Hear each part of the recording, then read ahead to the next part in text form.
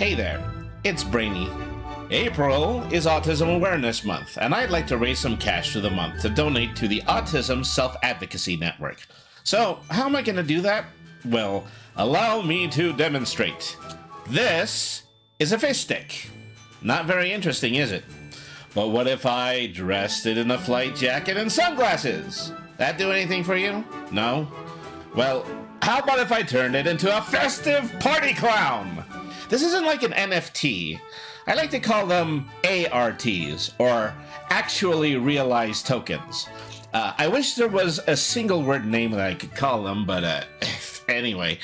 If you donate a minimum of $20 to my campaign via the links in my stream, and then email me at brainytherpgcat@gmail.com or join my Discord, I will be more than happy to send you a transparent PNG of one of these lovely fish sticks. Keep your requests safe for work, by the way. Oh, and 100% of the donations will go straight to ASAN. So, what have you got to lose? Donate to a good cause, and I'll draw on a fish stick for you. That doesn't sound as good when I say it out loud. Anyway, thank you very much for your support. Happy April, everybody.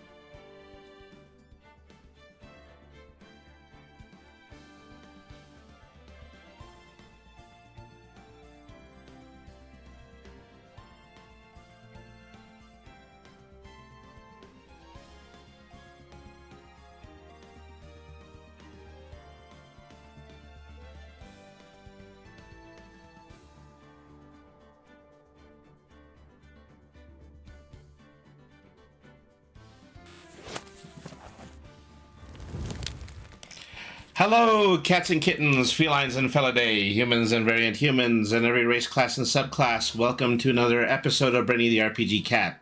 So this is a very, very special episode. I'm actually here with my real-life father. Go ahead and say hello to everybody. Hello, everybody. So, the very distinct thing about my dear old dad is the fact that he's been a trial attorney for something in the neighborhood of, what did we just say, 46 years. 46 years, that's correct. And there was this whole episode kind of got started. I think it was even nearly a year ago when I was just out at a diner and he gave me a text message that said, "Have you ever heard of this thing called Phoenix Wright?" And of course, as what all of us know is that Phoenix Wright is an incredibly popular series, but it's intriguing because it is media that is based on attorneys, and my dad is always interested in different types of media that actually has to do with law in the courtroom. So what we're gonna do is we're gonna go ahead. We're going to play some of the first chapters of Phoenix Wright Ace Attorney, and I've just went ahead and given my dad a red card on the play. Throughout this entire situation. Anytime that he wants to say that there is something absolutely baffling about what we're going to see on screen right now, then he can go ahead and he can raise his hand and he can tell us how much this isn't like the official courtroom process. So before we got started, I did just want to take a moment in order to introduce my dad to you a little bit. Is that probably, I think, the most important thing, the thing that I most like to ask in this kind of situation is, what does it personally mean for you in order to be a criminal trial defense attorney? Well, I started out as a prosecutor back in 1977 after having graduated from law school and passed the Texas bar. And so got in a situation where it intrigued me that criminal law was not only challenging, but it was evolving. And so I really, really enjoy the idea that any theory that's put out there by the criminal system applies to just about every situation in law. So yeah, this is a very good answer. Is probably the other thing that I want to ask is that we've already talked about attorneys in fiction. I've already mentioned Perry Mason. Was there anything in particular that you just like to see in like TV and movies when it comes to fictional attorneys and how well they actually managed to apply themselves in the film that they were in? Well, yeah. Anybody who's ever practiced law in the courtroom knows that the process is really slow and boring. But what you like to see in the fictional drama area of attorneys, even if it is something that is like a cartoon, for example, my good friend Daredevil, it's challenging to see action. Okay, but they always have to couple the lawyer side with the exciting side. So as we all know, in this case, Daredevil is a lawyer, but in order to make it exciting at night, he's a crime fighter. So it's kind of like a combination of the two. You're doling out vigilante justice through punching like every superhero. Like just about everything we do in life, yeah. So, Daredevil in particular, they just kind of have that kind of diametric opposition, is that after defending somebody, he actually knows that they're guilty, and then he goes over and then he kicks their ass in private. That's kind of what happens. I especially liked Birdman. Birdman was also a very exciting series in comics about lawyers. That was like the Harvey Birdman series that aired on Adult Swim, and it also had to do with Harvey Birdman just defending a lot of old cartoon characters like Hanna-Barbera cartoon characters like Scooby-Doo and things like that. Yeah, so we apply to the law as it's done in various jurisdictions. I saw a cartoon comic where there was this old character. I don't know if he's still around. His name was Manhunter. Martian Manhunter? Martial Manhunter. He was also somewhat involved in the law. So he winds up in this place where he has to defend somebody, And so he wants to consult with some other lawyers on the process and intricacies of the law in the planet. So he asked for other lawyers, and the guy who is running the show tells him, well, we don't have lawyers here. And the guy says, why is that? And he says, well, everything that people do winds up in a death sentence, and the lawyer, he suffers the same fate as his client. So apparently they killed off all the lawyers like William Shakespeare had wanted to do. Mm-hmm. So I remember this. This was like a specific episode of the first season of the Justice League television series. That's right. There's also a funny scene in there where the Flash is asked to just go up there and stall for a moment. And the first words that he says is habeas corpus. Exactly. You know, maybe you can give me a little bit about what habeas corpus actually is. Okay, well, you know, back in the day, as it was in all the monarchies, the judge had the last say on, or like, sure, let me double back. The king had the last say on the fate of people that were brought for him for one infraction of another.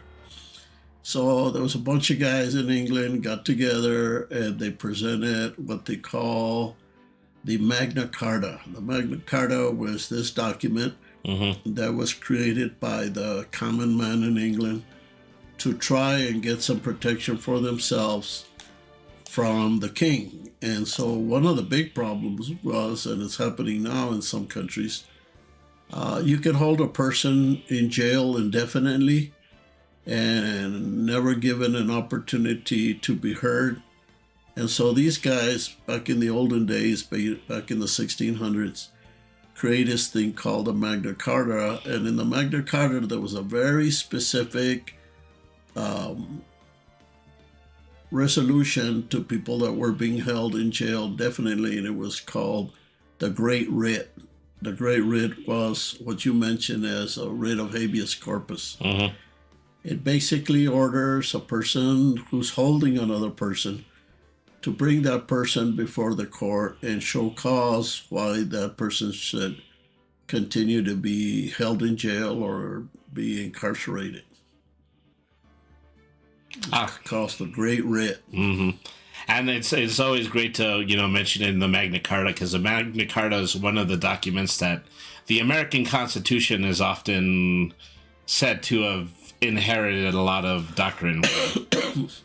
Yeah, and during that time too, as some of you that know history have seen, it was during the time of the French Revolution. And people that were in the French Revolution, like Voltaire and some of them guys, they also created an input in our United States Constitution, which, by the way, right now is in great jeopardy. Yeah. So we've talked a lot about how doctrine is formed at this point. We've talked a lot about how attorneys typically work in fiction. So we're going to start to take a look at how this is actually going to work out in this game. How we managed to translate some concepts of the courtroom into a video game using Phoenix Wright Ace Attorney. One more thing I should mention just before we start. I do want to give a shout out to Shelly Strauss. Thank you for donating $50 to our campaign for Autistic Self-Advocacy Network. That is just probably one of the largest donations that we've had so far. We're currently up to $125 throughout the month of April. Thank you, everybody who's made a contribution. Everything here is incredibly helpful and also just very necessary these days so that we can do what we can in order to deal with vulnerabilities in the autistic community that are currently happening. So thank you everybody for your very generous donations. So let's go ahead and let's get this game started. All right. So this is all divided up into chapters. This is just what the first chapter is called. Okay. Gasp, gasp.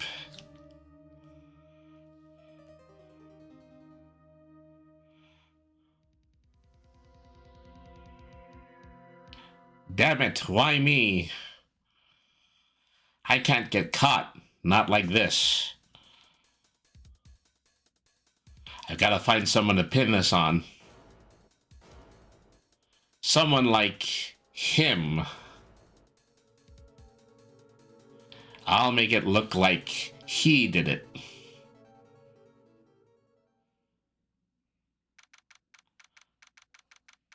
So, August 3rd, District Court, Defendant Lobby number 2. Boy, am I nervous. This is Phoenix Wright. This is the main character. Mia, that's usually his sidekick. Right. Oh, hiya, Chief. Whew, I'm glad I made it on time. Well, I have to say, Phoenix, I'm impressed.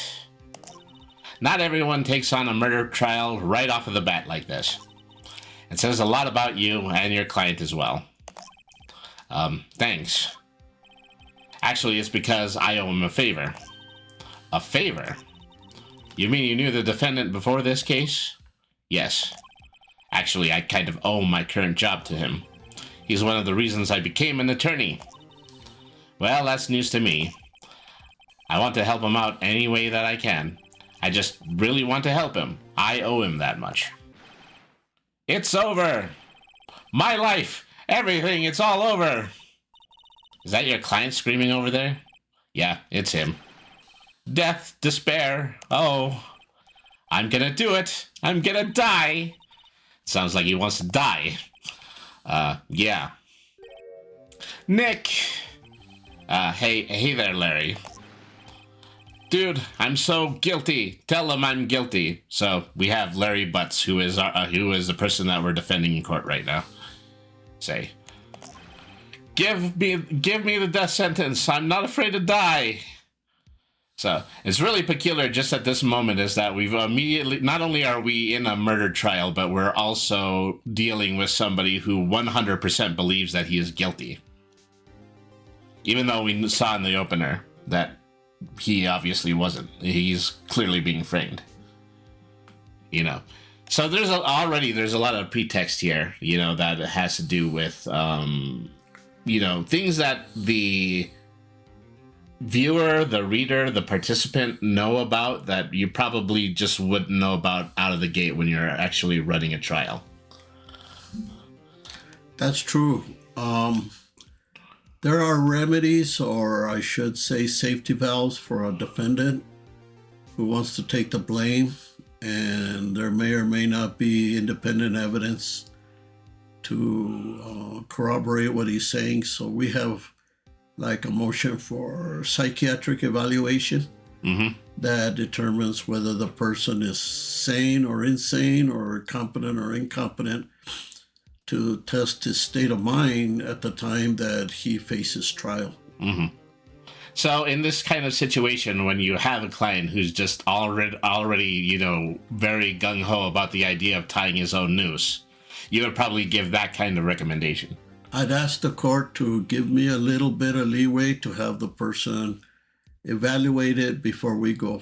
Evaluated for competency or insanity right before the trial, because it's not common for a person to want to plead guilty to something they didn't do.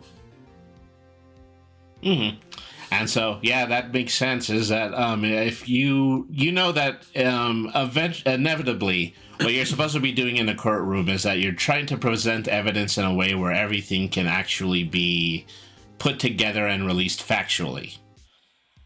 And so even if you feel like your client is a potential X factor when it comes to that, then you have to advise them to make sure that they're not doing things that actually might jeopardize the case. Well, more importantly, independent of what the defendant says, the government has to have enough evidence to establish a person's guilt.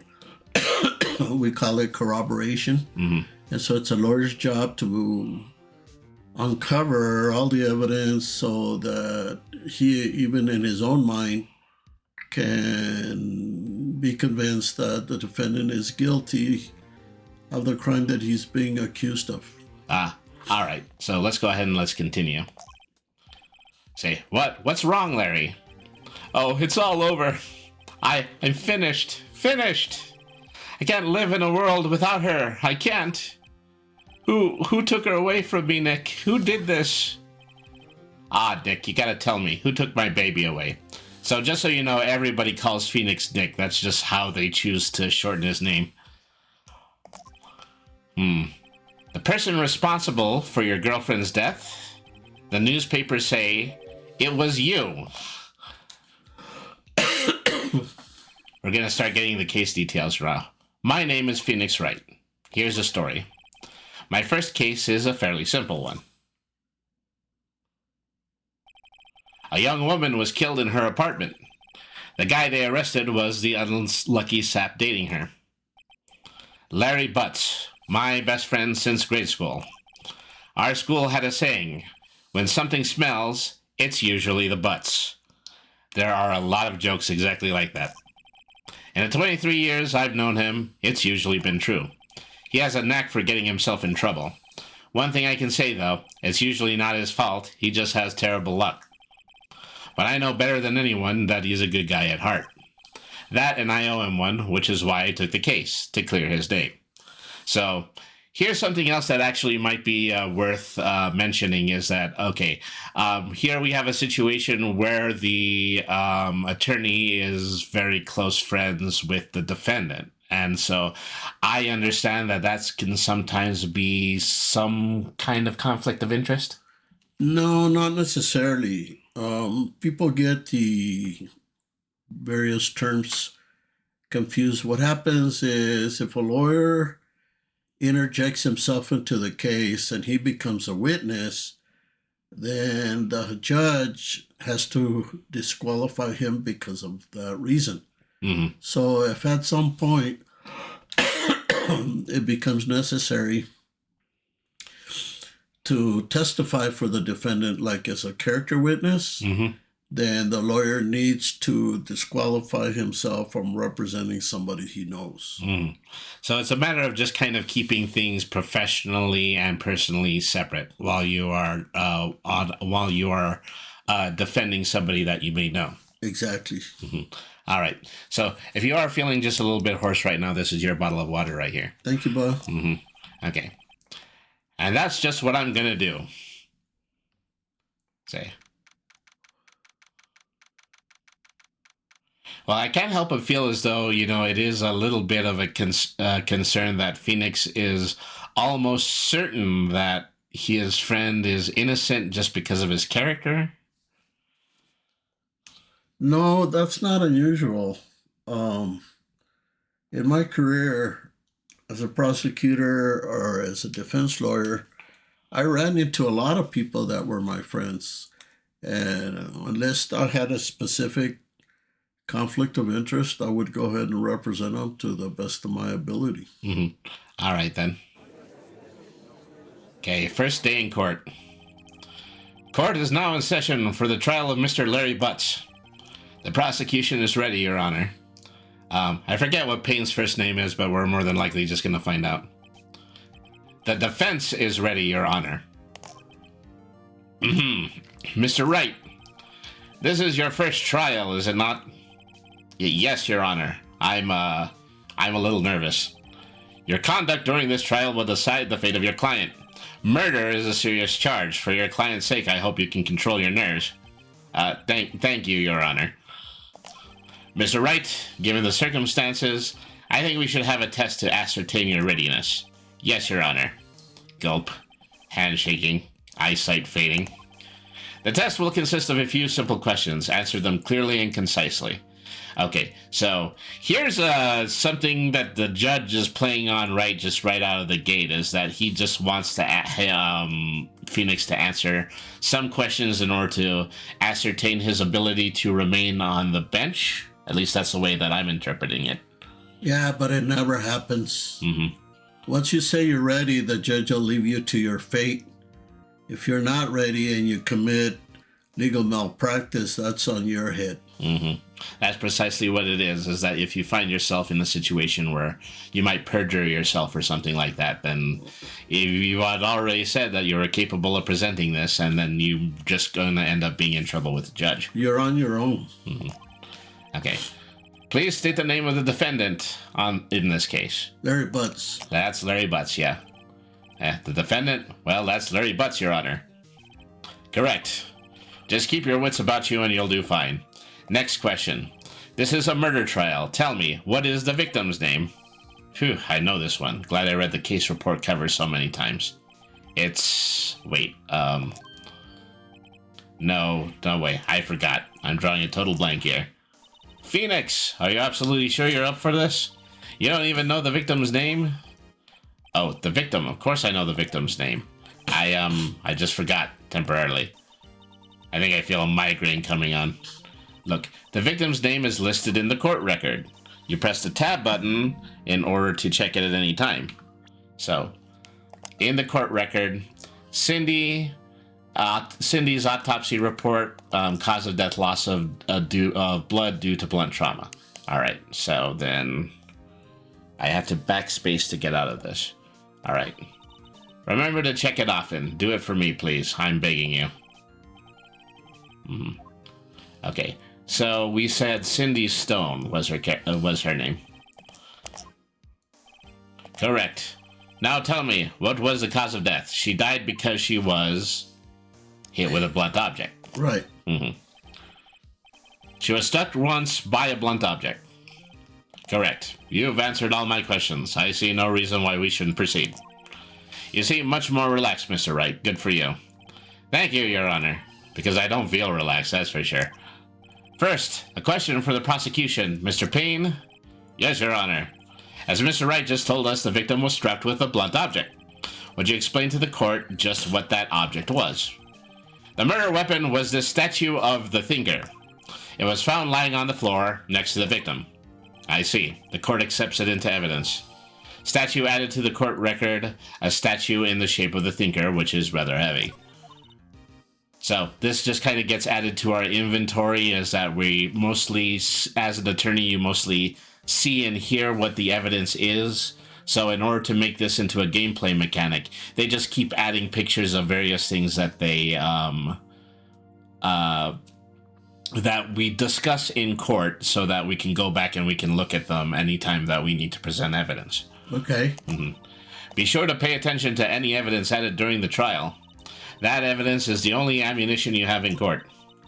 Use tab to check the court record frequently. Mr. Payne, the prosecution may call its first witness. The prosecution calls the defendant, Mr. Butts, to the stand. Chief, what do I do now? Pay attention. You don't want to miss any information that might help your client's case. Well, let me just say the prosecution cannot call the defendant. No.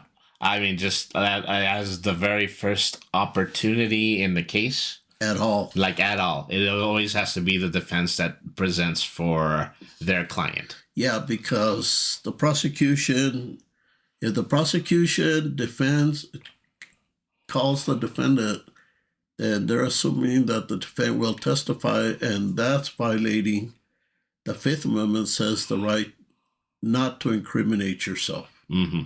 So that would tell the jury, oh, this guy doesn't want to testify, and that's absolutely not correct. That puts you in an immediate situation where you might look guilty in the event that you're not willing to testify. Because you've been called and you refuse to testify, so the jury may interpret that as guilt when you have an absolute right not to incriminate yourself. All right. Let's just hope he doesn't say anything unfortunate. Oh, Larry gets excited easily. This could be bad.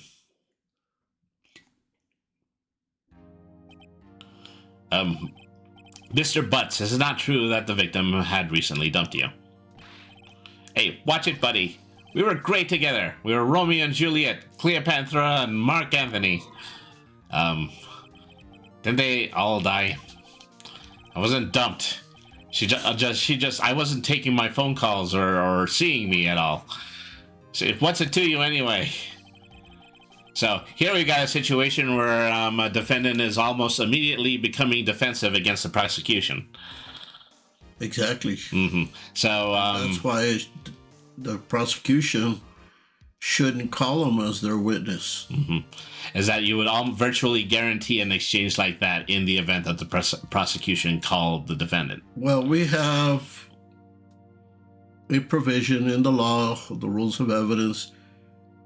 You can call a person as an adverse witness, somebody that you know is not going to go along with your theory of prosecution, but it's not recommended because the law says that whatever witness you call, you have to stand by their testimony. So the defendant, in this case, Mr. Butt, says, I'm not guilty. The government may have to stand by that and say, yeah, you're not guilty. That's just immediately ending the case based on the inability to present any further evidence. Well, at least it creates a doubt in the government's case. All right. In fact, she had completely abandoned you and was seeing other men. She had just returned from overseas with one of them the day before the murder. Say, what do you mean one of them? Lies! All of it lies. I don't believe a word of it. So, Butts is a little bit ignorant about the fact that his girlfriend had actually dumped him at this point. Well, that may be, but you remember, we have what they call direct evidence and cross-examination. In direct evidence, in this case, the prosecution is kind of leading the witness or insinuating things that are not true, and that's not permitted under direct presentation of evidence. I'm a little bit nervous to say that I think that absolutely every single case in this story is actually presented this way. Yes, of course. But, just within the fiction is that in court scenarios, you can virtually expect this particular line of questioning never happening. Well, that's because it's fictional. All right. According to this, she was in Paris until the day before that she died, according to her passport. This is what they entered as new evidence. They arrived home from Paris on, that's July the 30th? Yeah, July the 30th, the day before the murder. Indeed, she appears to have returned the day before the murder. Dude, no way. The victim was a model, but did not have a large income. It appears that she had several sugar daddies, quote unquote. Okay, so just by using a very colloquial and daddy term like that, is that something that the prosecution should be doing here? No, because they are, number one, disparaging the victim's character. Guy's practically calling her a hoe. Yeah, that's what the situation is that immediately casting any kind of doubt. And also, this is due to the fact that he's actually speaking about the victim in this situation. Yes. So there's kind of like a little bit of a two-way street going here, is that there's a situation where he's intimidating the defendant on the stand, but also casting an enormous amount of doubt on the quality of the character belonging to the victim. Yeah, and so under the law, we're not permitted to challenge the victim's propensity for being a hoe. Well, like just any kind of promiscuity on their part. There you go. And whether or not that would have been a motivator. Well, yeah, you can't do that shit. Daddy, sugar. Okay, well, older men who gave her money and gifts. She took their money and used it to support her lifestyle. Dude, you can clearly see what kind of woman this Miss Stone was. Yeah, this is heavy D right here. Tell me, Mr. Butts, what do you think of her now? Right. I don't think you want him to answer that question. Yeah, Larry has a way of running his mouth in all the wrong directions. Should I wait and see what happens or stop him from answering? Well, the problem is you can't stop him from answering unless you can show that he doesn't know. So the guy says, what do you have to say now? And the guy says, well, I didn't know that. Then the prosecution can't take it anywhere. Okay, so knowing that, which one of the two options would you take? I would probably go with number two. All right. by making an objection that the defendant doesn't have knowledge of that event. And it's very likely this is how they're going to teach us how we use objections in game. Correct. My client had no idea the victim was seeing other men. That question is irrelevant to the case. Oof. Dude, Nick, what do you mean irrelevant? That cheating she-dog. I'm gonna die, I'm just gonna drop dead. Yeah, and when I meet her in the afterlife, I'm gonna get to the bottom of this. Okay, once again, we're getting into, like, the fatalistic nature of the defendant at this point. Right. Is that his continuing insistence that he is really just going to fall apart at any of the revelations in this case, you know, is probably where you would try to dismiss him as dismiss his testimony. Well, you can't dismiss his testimony because he's the defendant. So I think it's more of the prosecution trying to corroborate their case with the defendant's testimony, but that's why we don't let a defendant testify for the prosecution, at least at the opening of the trial. All right. I believe the accused's motive is clear to everyone. Yes, quite. Oh boy, this is so not looking good. Next question. You went to the victim's apartment on the day of the murder, did you not? Well, did you or did you not? Well, maybe I did, and maybe I didn't. You say, uh-oh, he went. So, you know, not necessarily, you know, giving a substantial answer while in the courtroom. Right. Say, what do I do? Have him answer honestly or stop him from answering? Well, I would probably say at this point, there's nothing in the law that says you can stop him from answering. There's no objection that would probably tell the judge he doesn't have to answer the question, so I'd have to go with number one. All right. Say, I know, I'll send him a signal. Tell the truth. He says this in his head. Yeah, I was there. I went. Order. Well, Mr. Butts. Dude, chill. She wasn't home, man, so, like, I didn't see her. Say, Your Honor, the defendant is lying. That's not a proper objection. No. No. Lying how? The prosecution would like to call a witness who can prove that Mr. Butts is lying. So here we are. We have a two-step process. First, you make the accusation that the defendant is lying, and then you motion in order to introduce a witness that is going to corroborate that claim. Or prove that Butts is lying. So it's not corroboration. What it is, it's impeachment. Yeah. So, yeah, it's not really a situation. Yeah, you're putting somebody on the bench who is immediately going to make an attempt in order to discredit the defendant. Which we call impeachment. All right. Say, well, that simplifies matters. Who is your witness? The man who found the victim's body just before making the gruesome discovery.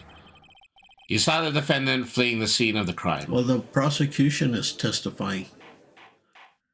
See, he's telling the story, and that's not the way it works. Yeah, precisely. Is that, so, yeah, just in about every single one of these cases, they quite literally, you know, they allow this to happen so that you hear the entirety of the prosecution's defense, and then later on, you are supposed to find the evidence that is supposed to discredit the entirety of it. And, well, I mean, so this is kind of the way that the structure is the game is played, but yeah, we're already saying that this is the complete opposite of what should be happening in a stable courtroom. Exactly. Mr. Payne, the prosecution may call its witness. Yes, Your Honor. Say, this is bad. On the day of the murder, my witness was selling newspapers at the victim's building. You see, they just have that running animation of Phoenix just sweating bullets, and it's really due to the fact that at the first half of every single case, he finds himself doing incredibly badly until he hears the entirety of the prosecution's testimony. Well, it's not that the defense lawyer is doing badly. Mm-hmm.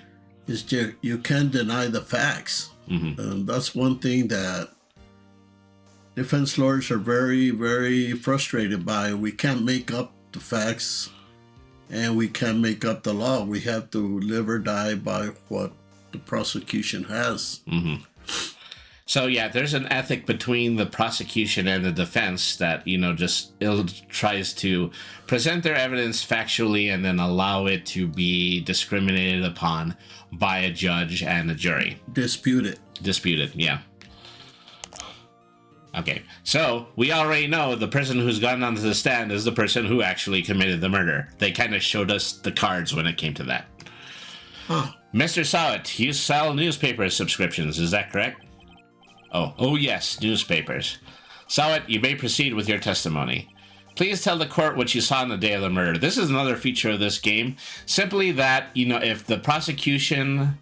Anytime the prosecution calls a witness, you're supposed to be able to recognize that everything that they're saying is a lie, and then you just kind of have to work through the process in order of proving that it's a lie. Okay.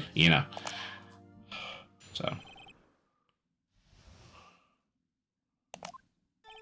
I was going door to door selling subscriptions when I saw a man fleeing an apartment. I saw that he must be in a hurry because he left the door half open behind him. Thinking it strange, I looked inside the apartment. Then I saw her lying there, a woman not moving, dead. I quailed in fright and found myself unable to go inside. I thought to call the police immediately. However, the phone in her apartment wasn't working. I went to a nearby park and found a public phone. I remember the time exactly. It was 1 p.m. The man who ran was, without a doubt, the defendant sitting right over there.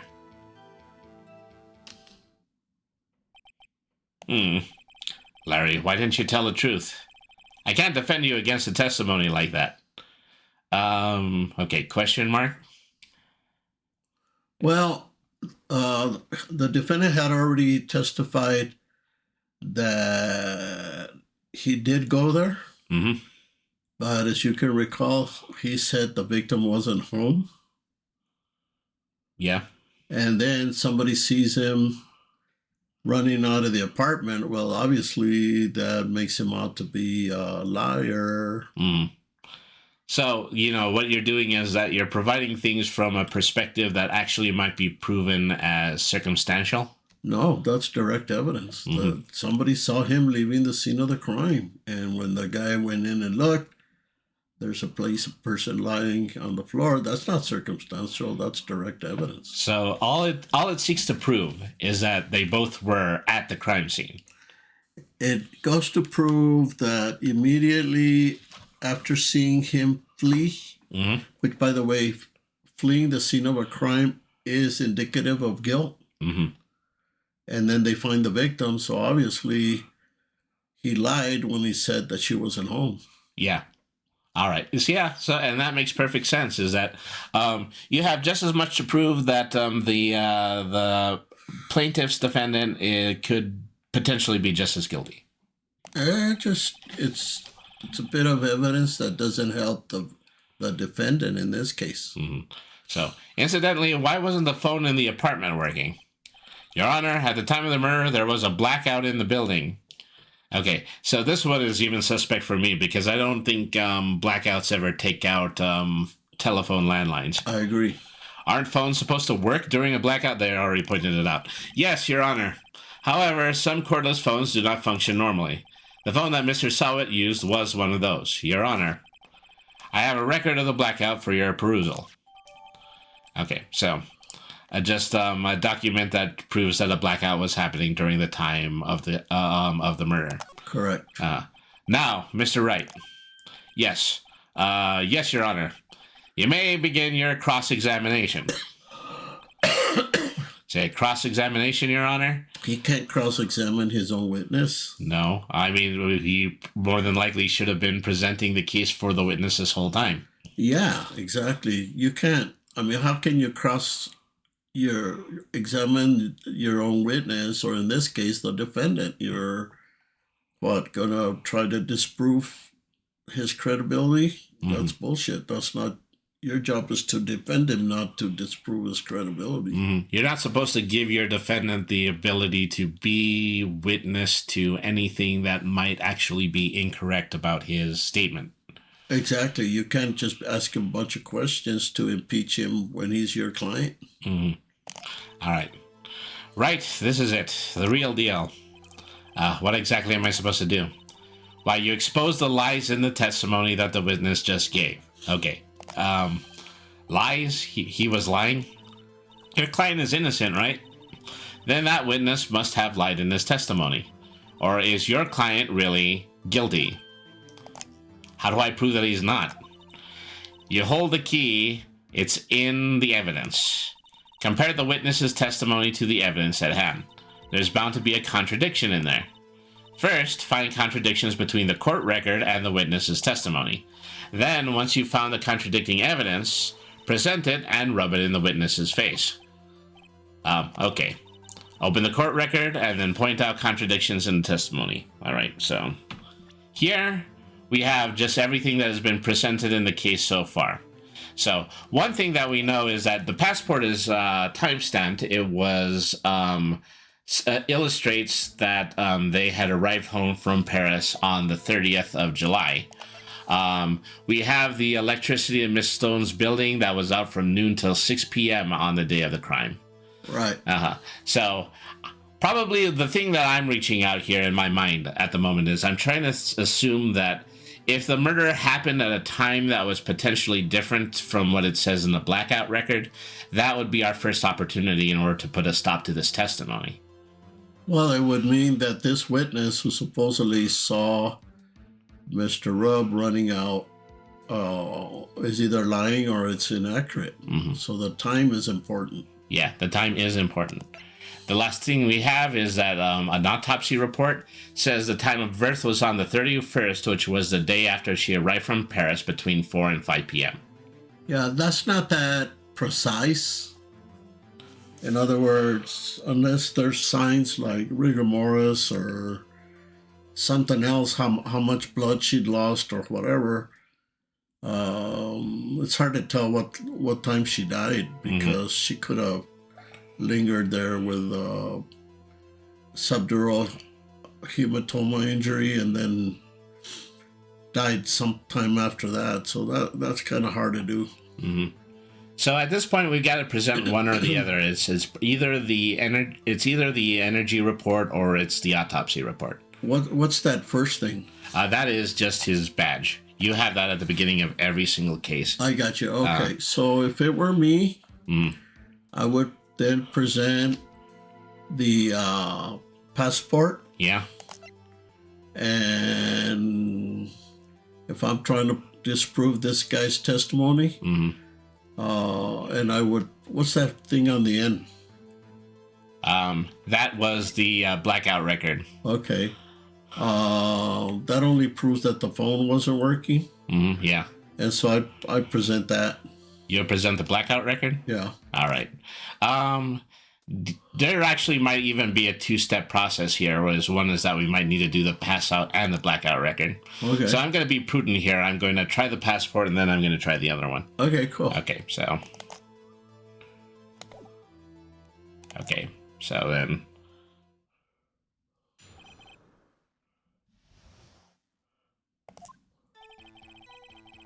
he was going, so we're kind of recapping what he said in his testimony. Right. Okay, so I was going door to door selling subscriptions when I saw a man fleeing an apartment. I thought he must be in a hurry because he left the door half open behind him.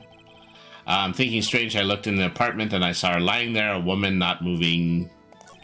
I quailed in fright and found myself unable to go inside. Okay, so I think this is maybe about where we might be able to do this. and then I can just go ahead and hit the button to present the passport. Well, the passport doesn't go anywhere. This evidence clearly reveals the contradiction. How exactly are that? They aren't, are they? No. Okay, so yeah, that was incorrect. Yeah. Okay. So, if you manage to run out that meter on the top right corner, then the judge is eventually just going to dismiss you. Okay. So, we're able to back up, anything here that he had previously said. Right. Okay, so what we have to ask here is, what evidence are we trying to disprove in the entirety of his span of testimony? That Brat was there. Yeah. Oh, so we're trying to prove that, that this guy says he was there, and he says, yeah, I was there, but she wasn't home. Yeah. So how we have to disprove that he saw him come out of the apartment. All right. So let me see. I quailed and fried. I thought I would move aside. I thought to call the police immediately. However, the phone in her apartment wasn't working. I went to a nearby park and found a public phone. I remember the time exactly. It was 1 p.m. Right. Okay. So when it comes to, so I do believe that we're working in time when it comes to this. Okay. So the autopsy report. Yeah. Is important. Yeah. And what was the entry on the passport? What time? It was 7:30. It was the day before. It doesn't have a timestamp. Okay, so it doesn't matter. Okay, so it would have to be the autopsy report. The autopsy report. Okay. Yeah. You found the body at 1 p.m., you're sure? Yes, it was 1 p.m. for certain. Frankly, I find that hard to believe. Your statement directly contradicts the autopsy report. The autopsy notes at the time of death at some time after 4 p.m. There was no body to find at 1 p.m. How do you explain this 3-hour gap?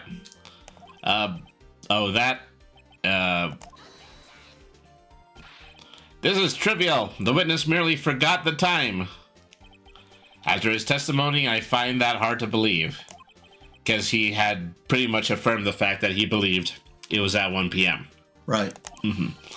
So why were you so certain that you found the body at 1 p.m.? That's a really good question. Great job, Wright. Way to put him on the spot. That's all you have to do. Point out contradictions. Lies always beget more lies. See through one and their whole story falls apart. There's also an enormous amount of just kind of volunteerism on behalf of the witness. Yeah. As soon as they start lying, they quite literally start to fall apart on the stand. That is another trope that they tend to use in this series. I see. Would you care to give your testimony again? Okay. We're scrutinizing the time of discovery. Yeah, but let me just point some out. Yeah. The autopsy report, as I said before, is not always that accurate. Yes. Okay. It just kind of more or less says that she died the time of death as opposed to how he found her. So she may have been alive. She may have been knocked unconscious or whatever. But since he didn't check the body, right? Yeah. We don't know whether she was dead at 1 or dead at 4. Well, according to his own testimony, he wouldn't really have had a reason to do anything if you walked into her apartment and she was still alive. Well, exactly. In fact, he says I didn't go in. So she could have lingered there for whatever time it took the cops to get there. Okay. And the autopsy report says she didn't die till 4. So now what he's saying is that when I found the body, I heard the time. There was a voice saying the time. It was probably coming from the television. Well, that's bullshit, because supposedly there was no electricity. Yeah. Why would, of all things, the television be providing the incorrect time? Exactly. But it was 3 hour off. I guess the victim must be watching a video or a tape program. That's why I thought it was 1 p.m. Terribly sorry about the misunderstanding. I mean, obviously he gets to walk once again based on the doubt that's, he had gotten the timeline incorrect. Correct. So at this point is that you just have to continue to go through the process of giving them more evidence and then, continuing to contradict what they continue to say while on the witness stand. Yeah, but so far I don't see anything that would impeach this witness. Mm-hmm. And the jury can hang their head on that someone other than Brad committed the crime. Mm-hmm. So the judge says, you must have heard a voice saying your time on a tape program. Mr. Wright, you may cross-examine. Okay, you know what to do. I've got this one. So, quite literally, this individual, he's really just going to hang his old noose just because he's not going to be able to correctly corroborate with the time. Exactly. You see, when I found the body, I heard the time. There was a voice saying the time. It was probably coming from the television. But it was 3 hours off, wasn't it? I guess the victim must have been watching a video of a tape program. Okay, so there's probably, just something in here that we can use in order to contradict what he's saying. Is that he's making the claim that it's 1 p.m. is that we basically just have to look at anything else in our evidence that contains a timestamp. Okay. The fact is, well, one of the things is that what's significant about the passport is that she was actually traveling between Paris and the United States. Right. Which means that there was a significant amount of time change involved. And so if there's a possibility that if they arrived on 7:30, that there's actually a change in date between the time that she traveled and the time that she traveled back. That's one possibility. Okay. The other one is that the blackout record says that the building was out from noon to 6 p.m. And he's making the claim that he was there approximately at 4 p.m. in order to corroborate that with the with the autopsy report. No, the autopsy report said it happened around 3 or 4 or whatever. He says he was there at 1 o'clock. Yeah. Mm-hmm. Yeah, but now is that he's changing his testimony just to say that, he must have made a mistake about 1 o'clock. Yeah. So what we have to show him something that proves that can't be true. And so the only thing I think we have that has time specifically stamped on it is the blackout record. Yeah. We can try to present that. We could also try to present the passport, but the passport is a bit of a longer lob. The passport wouldn't get you anywhere. Mm-hmm. I would go back to the autopsy report. Mm-hmm. Okay. Well, we know that, so now that he's saying, it's not 1, it's 4 p.m. at this point. So this is accurate now. Right. I'm pretty sure it's going to be the blackout record. Okay. Let's give that a try.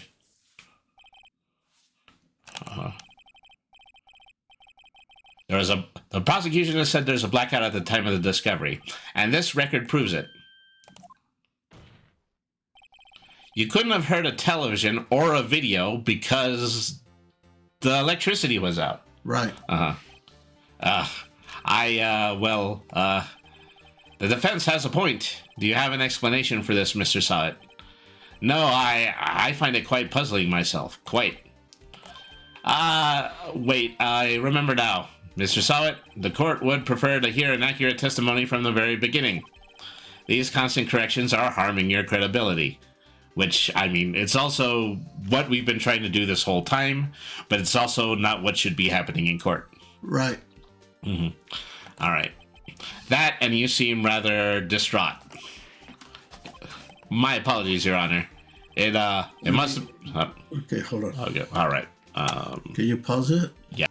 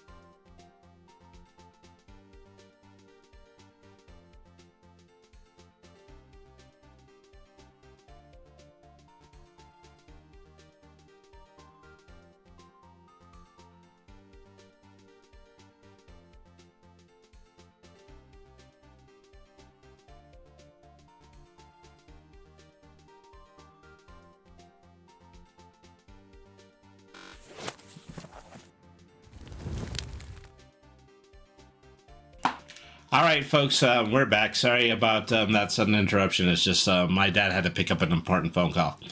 All right, so it must have been the shock of finding the body. This is what he is adding to his testimony at this point. Very well, Mr. Sowett. Let's hear your testimony once more, please. Okay, he's gotten at this point 3 chances in order to get his story straight for the witness stand, which is, I'm sure, something that never happens in real life. That's true. You get one shot at it. Mm-hmm.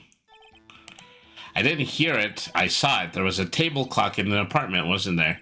Yeah, the murder weapon. The killer used it to hit the victim. That must have been what I saw. Huh. So, you saw a clock. The defense may cross-examine the witness, gladly. So, he's pointed directly to the murder weapon at this point. Okay, the table clock was the murder weapon, is what he is currently saying, so that means that the next thing that we have to present is the statue itself. Right. Wait just a moment. The murder weapon wasn't the clock. It was the statue. Now, how is this supposed to be a clock? What, you, with your objections and your evidence, just who do you think you are? Just answer the question, Mr. Sowett. Hey, I saw it there, okay? That's a clock. Your Honor, if I may. Yes, Mr. Payne. As the witness stated, this statue is indeed a clock. The neck is a switch. You just tilt it and it says it's time out loud. As it doesn't look like a clock, I submitted it as a statue. My apologies. I see. So, here we have the prosecutor saying that he actually made an error in presenting the evidence. Exactly. Mm-hmm. So the murder weapon was a table clock after all. Well, Mr. Wright, it appears that the witness's testimony was correct. This is a clock. Do you have any problems with his testimony? Well, no, we can't. Well, I guess not. There was a clock on the scene, so no problem. Right, are you out of your mind? That clock doesn't look like a clock at all. The witness couldn't have possibly known it was a clock just by seeing it. He said it himself. He never entered the apartment. It was in his testimony. Hey, you're right. Is something the matter? Does the defense have anything to add? Yes, I do. The only way he could have known the weapon was a clock is to hold it in his hand. Yet the witness testified that he never entered the apartment. Clearly, a contradiction. Indeed. The witness knew it was a clock because he actually went into the apartment. The witness knew it was a clock because he went into the apartment. We can't prove that he knew the victim. Yeah, no, we can definitely prove that he was there. Yeah. You're inside the apartment on the day of the murder. Prove it. Prove I went in there. I'll do better than that. I can prove you were the one who killed her. You struck her with the clock and the shock of the blow triggered the clock's voice. That was the sound you heard. Okay, this is, pretty out there because he's saying that the only way he actually could have heard the time based on the clock would be because he was holding the statue in his hand and that it went off when he murdered her. Correct. Which means that he incriminated himself by saying that he heard the time from the clock. Right. Intriguing. Please continue, Mr. Wright. Yes, Your Honor. Mr. Sowett, the sound must have left quite an impression on you. Understandable, since the murder weapon spoke just as you hit the victim. That voice was burned into your mind. That's why you were so certain about the time. What's the meaning of this? This is all baseless conjecture. Baseless? Just look at the witness's face. Okay, so... making an accusation that the witness is actually looking guilty while on the stand. Yeah. More than likely can't be done, or... Well, as far as I can tell right now, they haven't tied him to the murder. They haven't tied Mr. Sugwit to the murder. All they know that he was there, and he's talking to him about on cross-examination. Maybe you killed her, but there's nothing that ties him to the murder weapon or to a motive or anything else. What we're effectively doing is we're making the claim that because the object actually makes a sound, and the only way that he could know about that sound was that would be because he was holding the murder weapon. Well, that's, again, I agree with the prosecution. It's conjecture. What they're trying to show is that he was inaccurate about the time, but now they're trying to show that he is accurate about the time because he was holding the statute / clock in his hand. I mean, there is the possibility that the clock itself could have been set incorrectly. No, there's lots of holes in it, but supposedly it's the one that the clock was the one that they're trying to pinpoint as setting the time of the murder, 1 o'clock. All right. So, well, okay. At this point, the judge is asking, "Did you strike the victim with the clock?" That day, I never looked the clock. I heard no. I mean, I saw. And so this is most often where you see the witness start to fall apart. "I hate you. It was him, I tell you. I saw him. He killed her and he should burn. Give him death." "Order to the court, I say." Your Honor, a moment, please. There isn't a shred of evidence supporting the defense's claims.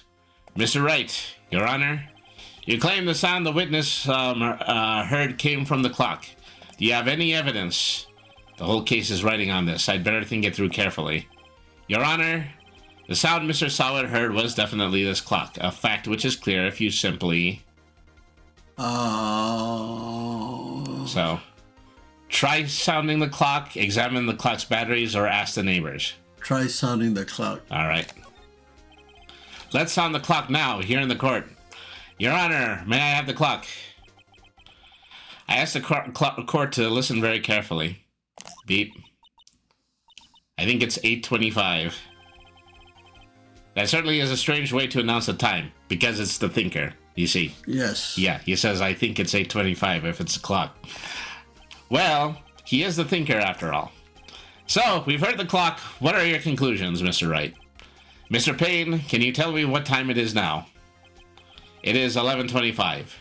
So, there's a difference here between 8 to 9, 9 to 10. That's 3 hours. Right. So, if you were to say the difference between 1 and 4, that would still be accurate because the clock was reading the time 3 hours fast. Well, 3 hours slow. Yep. This clock is exactly 3 hours slow, precisely the discrepancy between what Mr. Sowett heard and the actual time of death. So, Mr. Sowett, try to talk your way out of this one. You forgot one thing. Uh-oh, what's he talking about now? While it may seem like that clock is running 3 hours slow, it proves nothing. How do you know it was running 3 hours slow on the day of the murder? Because if you can't prove that, you don't have a case. But I do believe that we can because we know that she was out of the house until that same day. Exactly. So, how am I supposed to prove that? Damn it, I was so close. Mr. Wright, it seems you lack the critical evidence to support your claim. Yes, Your Honor. This means I cannot let you indict the witness. Unfortunately, this ends the cross-examination of Mr. Frank Sowett. I came all the way down here to testify, and look what happens. You treat me like a criminal. A criminal! You lawyers are all slime. I almost had him. Sorry, Larry, I failed you. There's nothing I can do about it now. Say, not Mr. So fast, Mr. Sowett. Now we have the assistant chiming in. Chief. Listen up, Wright. Don't throw this one away. Not like this. Think. But, Chief, it's over. I can't prove the clock was slow the day of the murder. Nobody can prove that. Well, yes. But that doesn't mean you can't still win. Try thinking out of the box. Don't waste time doubting the facts. Assume the clock was 3 hours slow and think through it. Ask yourself, why was the clock 3 hours slow? figure out the reason, and you'll have your proof. Okay, they've kind of lost me a little bit here because they're saying, what we need to do is we need to provide proof that the clock was 3 hours slow. Right. Can you think of a reason as to why the clock would be 3 hours slow? No. Well, I think if we say no, we actually might be signing our warrant here, but... Well, what's the reason then? Okay. The blackout? No. No. Well, okay. The blackout would keep it at the same time. Yeah, precisely. So. Well, that's also to say this might not have even been a plug-in clock because we know that it has batteries. So it would still be keeping the time, and it would be keeping it 3 hours slow if it were still running on batteries. So then you say, can you think of a reason? And the answer is yes, because it was running on batteries. Yeah, okay. Say, wait, maybe I can prove it. You must have evidence that can prove it. Find it and let them have it. Well, Mr. Wright, you say the clock was already running slow on the day of the murder. Have you found evidence to support this claim? Of course. There's a piece of evidence in the court record that can prove my claim beyond a doubt. Tough words. Let's see you pull this one off. Let's see this evidence that proves why the clock was running slow. Okay, so we can't use the clock itself. Let me see. It's the 3 time-stamped items once again. Time of death 7:31 between 4 and 5. Right. The victim apparently arrived home from Paris on 7:30 the day before the murder. Right. And then electricity was to Miss Stone's building was out from noon to 6 p.m. So there's got to be one of these 3 pieces that actually points out, allows us to provide additional proof that the clock was still at the same time when he struck the murder victim with it. Well, I think it would be the electricity records. Yeah, all right, let's give that a try. This proves your claim how? I can't see what the evidence has to do with the clock. Oh, that wasn't it. One more chance. All right. So at this point, I would say the only thing that we haven't presented at this point is the passport, so it probably most likely is. Yeah, but it just shows that they arrived the day before. That's true.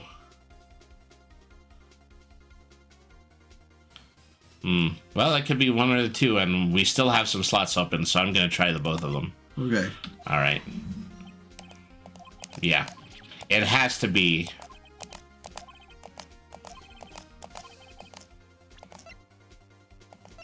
it has to be the passport, because nothing else we've presented is actually corroborating at this point. The victim had just returned home from abroad the day before the murder. As we all know, the time difference between here and Paris is 9 hours. When it's 4 p.m. here, it's 1 a.m. the next day there. Okay. I think something I had said a lot earlier when this whole thing had started. Yes, you did. Is that there's very likely that, since she was actually traveling, she could have had her clock on Paris time, which means that there's actually a significant time difference happening here. Well, the kicker is the clock was always in her apartment. The clock didn't travel to Paris. Well, so what are you saying at this point? The clock wasn't 3 hours slow, it was 9 hours fast. Which is, it was actually set to Paris time of arrival from Paris. Yeah. The victim hadn't reset her clock since returning home. That's why the time you heard when he struck her dead in her apartment was wrong. And I can definitely see the way that my dad is looking at it. Because if you're carrying around something that tells you the time, you're probably not going to carry around a small bust of the thinker inside of your purse or whatnot. They actually might be making the claim that she might have even bought this as a souvenir while she was still in Paris and then hadn't changed the time. That's a possibility. That is a possibility. Proof enough for you, Mr. Sawit. Or should I say, Mr. Did It. you know, I think we're still pretty far from proving that he's actually committed a murder, but at this point, he is probably completely incriminated himself. Yep. I mean, by foaming at the mouth and fainting, which is also something I feel like might happen in a courtroom, but not in a means that would be incriminating to an individual. Exactly. This case has certainly turned out differently than we all expected. Mr. Payne, your witness. He was arrested and has been taken away, Your Honor. Very well. Mr. Wright? Yes, Your Honor. They're just going with that. They're going with the fact that, since he eventually blacked out in court, that he must be guilty. I have to say, I'm impressed. I don't think I've ever seen someone complete a defense so quickly, and find the true culprit in the same time. Thank you, Your Honor. At this point, this is only a formality, but this court finds the defendant, Mr. Larry Butts, not guilty.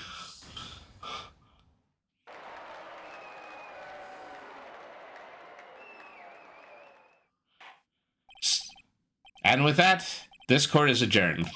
So, something that also might be a dissonance here is the fact that even though that, this game has a tendency to claim that is happening in the United States, it is a Japanese game.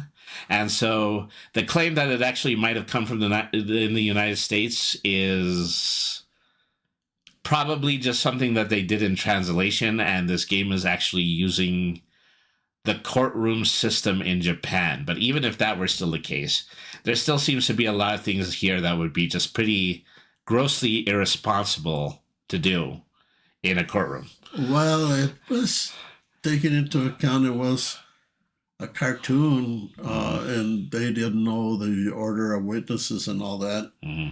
It was a lot of fun. Yeah. Mm-hmm. I enjoyed it. Yeah. So we're going to probably go into the dialogue, and I think maybe you feel as though, you're good with just going ahead and calling it a stream at this point. Let's call it a stream, and hey, let's go grab some Japanese lunch. That would be nice. Okay, so Phoenix says, it turns out that Frank Sowett was a common burglar. He posed as a newspaper salesman to check and see when people were out of the house. That day, when Larry went to her apartment, the victim wasn't home. After he left, Mr. Sowett let himself in to do his dirty work. While he was searching her place, the victim returned. Flustered, Mr. Sowett grabbed the nearest blunt object that he could find.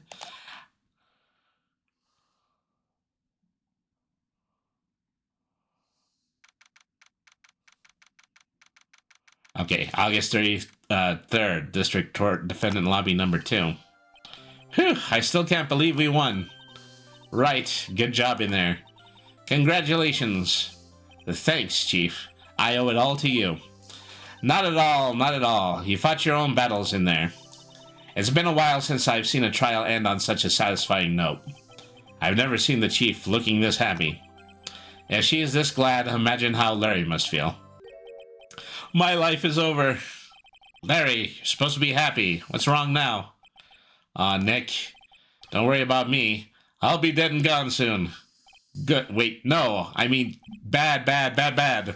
Larry, you're innocent. The case is closed.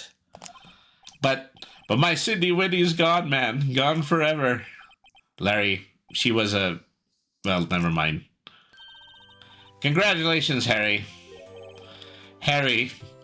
Well, I think Harry is a little bit too pure for this world. Is that he had heard on the witness stand that his girlfriend was cheating on her, but he still feels really bad that she's dead. Yeah. I can practically see the headlines now. Harry Butts, innocent. Thanks. I really owe you one. I won't forget this, ever. Let's celebrate. Dinner, movie, my treat? Oh no, I couldn't. Hey, I was the one who got you off of the hook. Oh, hey. Here, take this. It's a present. A present? For me? Wait, wasn't this the evidence that... Actually, I made this clock for her. I made one for her and one for me. Really? You made this? Well, thank you. I'll keep it as a memento. Yo, Nick, can you believe it? I was so into that chick, and she was just playing me for a fool. Doesn't that make you just want to cry? And so much of this is, they're just reusing animation at this point. Right. They can't get this guy to do anything except show those tears. Exactly. Larry, are you so sure? Excuse me? I think she thought quite a lot of you in her own way. Nah, you don't gotta sympathize with me. Oh, I'm not just sympathizing, really. Isn't that right? Did you have something to show your friend? Something that proves how she felt about him? Huh? Oh yeah, right. What the heck is she talking about? Okay, obviously there's another piece of evidence I can present, and it's just to show how she cared. Well, Yep. It still has to be the statue because, she still thought enough of him to keep it with her. Exactly. Check this out, Larry. Proof positive you weren't just some chump to her. What about that clock?